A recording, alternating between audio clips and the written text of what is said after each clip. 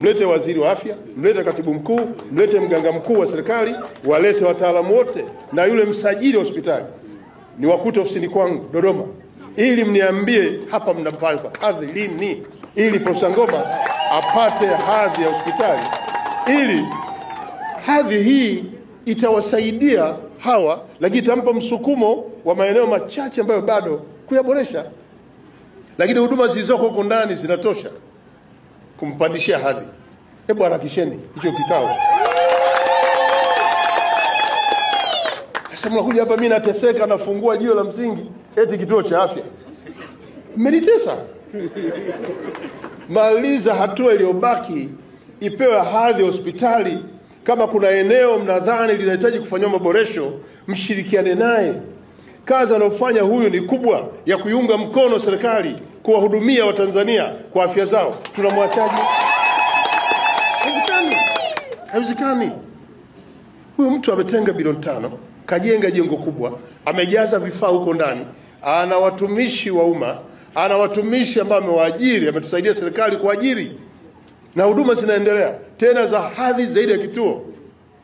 Tunawezaje kuendelea kuita kituo? Kwani mlinileta mimi kufungua kituo cha afya badala ya kuja kufungua hospitali? Nitarudi tena hapa kufungua hospitali.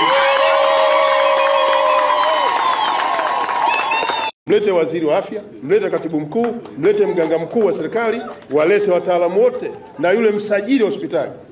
Ni wakute ofisini kwangu Dodoma ili mniambie hapa mnapanga hadhi lini, ili Profesa Ngoma apate hadhi ya hospitali, ili hadhi hii itawasaidia hawa, lakini itampa msukumo wa maeneo machache ambayo bado kuyaboresha, lakini huduma zilizoko huko ndani zinatosha kumpandishia hadhi. Hebu harakisheni hicho kikao.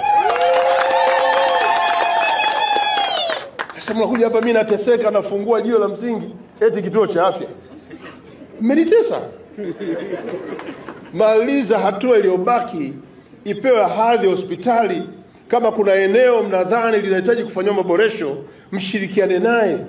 Kazi anayofanya huyu ni kubwa ya kuiunga mkono serikali kuwahudumia Watanzania kwa afya zao. Tunamwachaje? Haiwezekani. Huyu mtu ametenga bilioni 5, kajenga jengo kubwa, amejaza vifaa huko ndani, ana watumishi wa umma, ana watumishi ambao amewaajiri, ametusaidia serikali kuajiri, na huduma zinaendelea tena za hadhi zaidi ya kituo. Tunawezaje kuendelea kuita kituo? Kwani mlinileta mimi kufungua kituo cha afya badala ya kuja kufungua hospitali? Nitarudi tena hapa kufungua hospitali.